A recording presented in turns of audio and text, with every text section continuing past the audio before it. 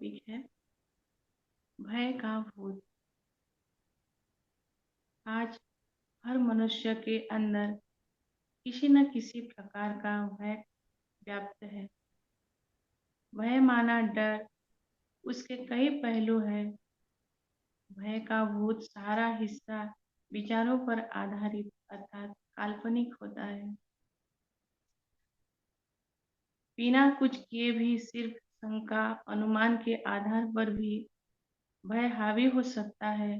अगर इस भय की तीव्रता बढ़ जाए तो यह गंभीर बीमारी फोबिया का रूप धारण कर लेता है। क्योंकि यह मानसिक बीमारी है, इसीलिए इसका इलाज इतना आसान नहीं है।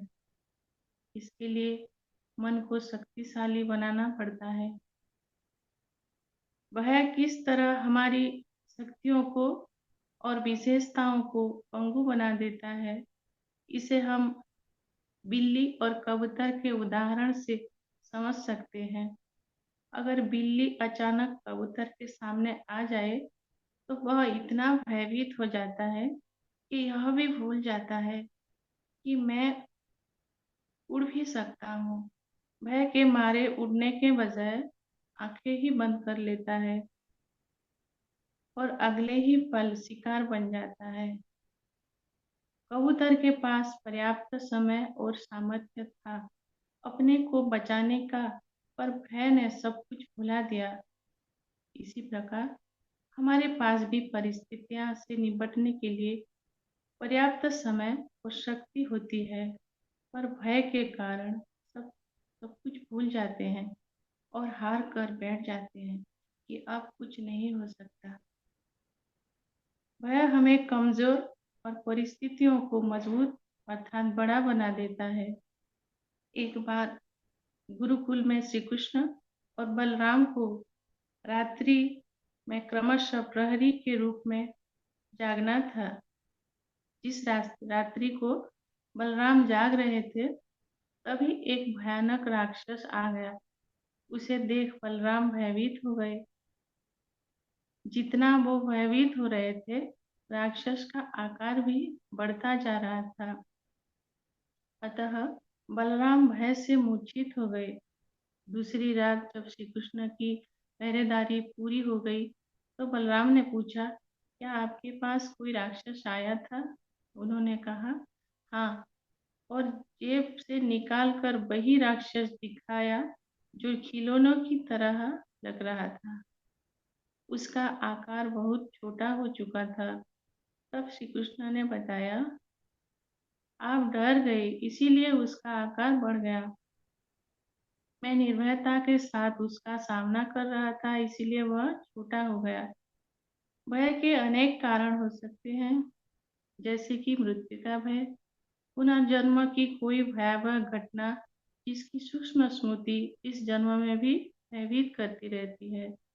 पाप कर्म की काली परछाई भी इंसान को इर्द गिर्द घूमती हुई दिखाई देती है और उसे भयभीत करती है। झूठ बोलना और फिर झूठ पकड़ा ना जाए, इसका भी भय होता है।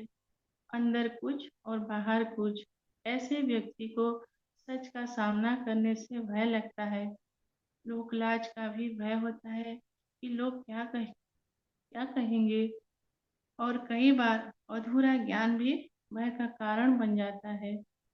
कई बार अत्यधिक भय के कारण मृत्यु भी हो जाती है, क्योंकि भय के कारण हमारे मस्तिष्क की अंतस्रावी ग्रंथियां बहुत मात्रा में एड्रेनालिन नामक जहरीला रसायन छोड़ने लगती है, जो जहर का ही काम करता है। हमारा मस्तिष्क संकल्पों के आधार पर संसार के सबसे घातक जहर का निर्माण भी कर सकता है, और जीवनदायी मृत्यु का भी। दुर्घटनाओं के सर्वेक्षण में यही बात सामने आई कि दुर्घटनाग्रस्त लोग भयभीत हो गए और सही निर्णय नहीं कर पाए। लगाना था ब्रेक और भय के कारण एक्सीलेटर दबा बैठे। मुड़ना था दाएं और बाएं मुड़ गए। जो निर्भय रहे उनकी बुद्धि स्थिर रही और स्थिर बुद्धि से सही निर्णय लेकर अपनी और हजारों लोगों की जान बचाई। युद्ध नीतियों में युद्ध नीतियों में भी पहले शत्रु के मन को भयभीत करते हैं, जिस कारण से उसे हराना और मारना आसान हो जाता है। डाली से कभी न चूकने वाला बंदर शेर की दहाड़ सुनकर हाथ ढीले हो जाने के कारण पेड़ से गिर जाता है। भयभीत व्यक्ति बार बार भय से मरता है, निर्भीक केवल एक बार। जब तक हम स्वयं को देह मानते हैं, तब तक अनेक प्रकार के भय हमें परेशान करते हैं। जैसे ही हम अपने वास्तविक स्वरूप का अनुभव करते हैं कि मैं एक चैतन्य निर्भीक अजर अमर आत्मा हूँ, तो हम निर्भय बन जाते हैं। आत्मा तो स्वयं में ही शक्ति का पुंज है। उसे किसी भौतिक सहारे और शक्ति की जरूरत ही नहीं है। गीता में कहा भी गया है, नयन चिंतन्ति शस्त्राणि नयन दहति पापक न चैन कले दयत्यापि न शोषयति मारुतः।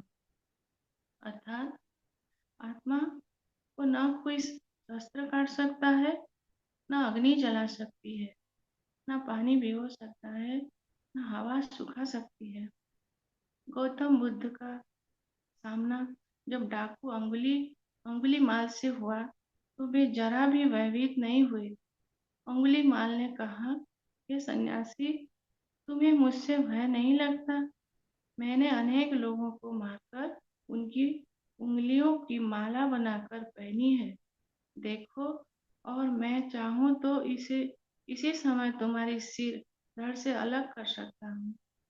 बुद्ध ने मुस्कुराते हुए कहा, यदि तुम ऐसा करोगे तो मैं अपनी गर्दन कटते हुए उसी प्रकार देखूंगा जिस प्रकार तुम देखोगे, क्योंकि मैं यह नश्वर शरीर हूँ। मैं यह नश्वर शरीर हूँ ही नहीं, मैं तो अविनाशी चेतना हूँ। कहा जाता है, जिसका साथी है भगवान, उसको क्या रोकेगा आंधी और तूफान। अगर भगवान का साथ है तो संसार रूपी सागर में कितनी भी लहरें आए पर हमें डुबो नहीं सकती। ईश्वर अपने साथ है तो डरने की क्या बात है। इस जीवन सफर में खुदा को अपना दोस्त बनाइए, फिर देखिए आप बड़े से बड़े भय को भी आसानी से खेल की तरह पार कर लेंगे और संपूर्ण निर्भय आत्मा बन जाएंगे। तो आज का अध्याय इतना ही था। Over to you.